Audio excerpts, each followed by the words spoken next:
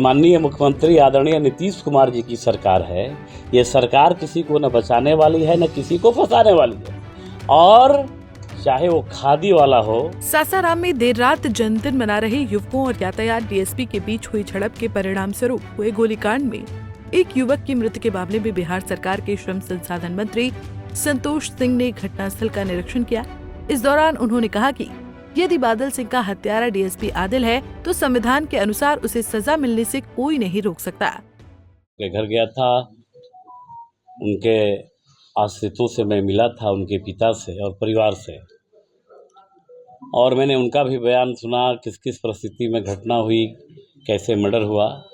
और अभी मैंने एसपी को बुलाया था और एसपी से भी ये पूरी घटना का कहा जाए कि माइक्रो मैनेजमेंट ये नीचे से शुरू से कैसे हुआ, क्या क्या साक्ष्य अभी पुलिस के पास है, क्या क्या साक्ष्य नहीं है, उसका मैंने पूरा जानकारी लिया। और हम थे और माननीय विधायक चिनारी मुरारी गौतम जी थे।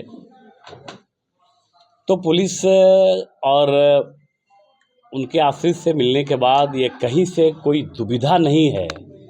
जैसे मीडिया में कल परसों से 4 दिन से जो चल रहा है, कई नेताओं का अलग अलग बयान आ रहा है, मैं ये कह सकता हूँ और आप सभी के चैनल के माध्यम से पूरे सासाराम को और उनके परिवार को और सभी को मैं आश्वस्त करना चाहूँगा कि जांच में न कोई बचा रहा है और न कोई छुपा रहा है। ये जीरो टॉलरेंस की सरकार है। ये माननीय मुख्यमंत्री आदरणीय नीतीश कुमार जी की सरकार है।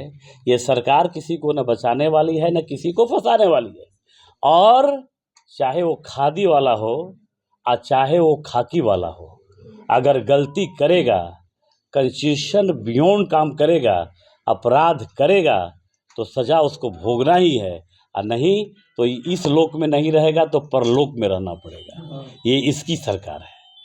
दूसरा एक विषय है कि चाहे जिस तरह से जस्टिफाई हो कि ये घटना का क्रम क्या था, आदिल की हत्या हुई है, मर्डर हुआ है, पुलिस बादल की आदिल की गोली से हुआ है या उसके बॉडीगार्ड से हुआ है, और बादल का मर्डर हुआ है, बादल के परिवार को न्याय मिले, इसके लिए सभी को हम लोगों को काम करना चाहिए। इतने सुपर सेंसिटिव इशू पे कोई भी नेता, किसी पार्टी का नेता राजनीति नहीं करे, ये ज़्यादा बेहतर रहेगा। बेहतर इसमें दिमाग लगाने की ज़रूरत है कि अगर आदिल कातिल है,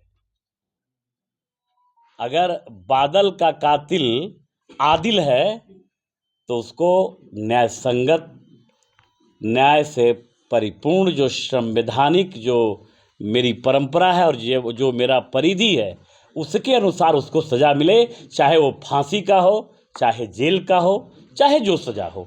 और अभी मैंने डीजीपी से भी बात किया, आगे जाके मैं मुख्यमंत्री से भी बात करूंगा। प्रशासन तैयार है कि जिस जांच एजेंसी से आपको जांच करानी है वो प्रशासन तैयार है। एक प्रक्रिया है, किसी भी सरकारी पदाधिकारी को अगर उसके द्वारा कोई घृणित काम हो जाए तो उसमें एक जांच की प्रक्रिया है, जिसमें 1-2 दिन, 4 दिन, 5 दिन, 6 दिन, 4 दिन लग सकता है। हालांकि वो भी हम लोग चाह रहे हैं कि जल्दी 1 हफ्ता के अंदर ये जांच हो जाए, जिसमें पॉलीग्राफ एक जांच होता है, उसका गन एक नार्को टेस्ट होता है, किसी तरह का जांच होगा, हम जांच कराने के लिए तैयार हैं। और जांच में अगर दोषी पाया गया कोई, चाहे वो खादी वाला हो और चाहे वो खाकी वाला हो, चाहे बड़ा पदाधिकारी हो चाहे छोटा पदाधिकारी हो, उसकी जान नहीं बचेगी और बादल को न्याय मिल के रहेगा। सर, जिस तरह से आरोप लगाया जा रहा है कि डीएसपी के द्वारा हत्या की गई है, आप भी परिजनों से मिले हैं, उसमें किस तरह से देख रहे हैं, क्या कुछ सच्चाई नजर आ रही है? मैं तो कह रहा हूँ कि जांच चल रही है, उस दोनों का रिवॉल्वर सीज है, दोनों वहाँ पीओ से घटनास्थल जो खोखा बरामद है वो भी सीज है। आज ही एसपी ने ह्यूमन्स राइट ऑफ इंडिया और ह्यूमन्स राइट्स ऑफ स्टेट को उसने लिख के भेज दिया मानवाधिकार को, आप भी जांच करिए, और किसी से भी जांच की ज़रूरत पड़ेगी बादल को न्याय दिलाने के लिए, वो हम लोग दिलाएंगे। और कोई पुलिस पदाधिकारी मैं सभी चैनल के माध्यम से मैं कहना चाहता हूँ और डंके के चोट पे कहता हूँ कि आपका ये परिवार का भाई, रोहतास कैमूर का ये भाई मंत्री के रूप में, बिहार सरकार के मंत्री के रूप में है, तो किसी भी इस तरह के संवेदनशील इशू पे कोई पदाधिकारी गलती करे, चाहे एसपी लेवल का क्यों न हो, वो बख्शा नहीं जाएगा, उसको सजा मिलेगी, कोई उसको बचा नहीं सकता है। ये मैं आश्वस्त करता हूँ। सर, परिजनों के द्वारा सरकार की जो जांच एजेंसियां है, बिहार सरकार की जो जांच एजेंसियां हैं, उन पर भरोसा नहीं किया जा रहा है, आरोप लगाया जा रहा है। ठीक है, तैयार, सरकार में है सर, सरकार तैयार है। मैं एकदम सभी चैनलों से मैं कहता हूँ, स्पष्ट रूप से कहता हूँ, सरकार तैयार है। जिस परिजन की जो इच्छा हो, सीबीआई से जांच करानी हो, जिस भारत के कोई एजेंसी से जांच करानी हो, सरकार जांच कराने के लिए तैयार है। और मैं कहता हूं, आज लिख के दीजिए जो प्रक्रिया है, और 12 घंटे के अंदर जांच की अनुशंसा करा दूंगा। आरोपी डीएसपी का पिस्टल तो नहीं जब्त है? सो जब्त है। आपकी सूचना गलत है। अभी डीएसपी उस पद पे नहीं है, डीएसपी लाइन हाजिर है। अनऑफिशियली डीएसपी को यहाँ से लाइन हाजिर और सस्पेंड, डिस्चार्ज, जेल में भेजने की एक कानूनी प्रक्रिया है संविधान में। हम संविधान को हाथ में नहीं ले सकते। डीजीपी को भेज दिया गया, आज रिकमेंडेशन भी हो गया, उस पर विभागीय कार्रवाई भी हो गई। और कहीं से गलतफहमी मत रहिए कि उसका पिस्टल जब्त नहीं है, उसका खोखा बरामद नहीं है। दोनों का पिस्टल जब्त है, खोखा भी बरामद है।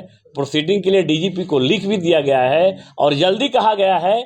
आज मेरी बात हुई, अभी हम लोगों से बात हुई कि जितना जल्दी हो सके 2 दिन में, 3 दिन में, 4 दिन में इसकी जांच का रिपोर्ट आ जाए। यही कृत्य अगर बादल किया होता तो अब तक पुलिस का डंडा उनके घरों पर चल जाता, बुलडोजर लगवा कर घर के गिरवा दिया गया। अब देखिए, अब इसके कौन क्या करता, क्या होता, ये हम नहीं जान, हम भविष्यद्रष्टा नहीं है।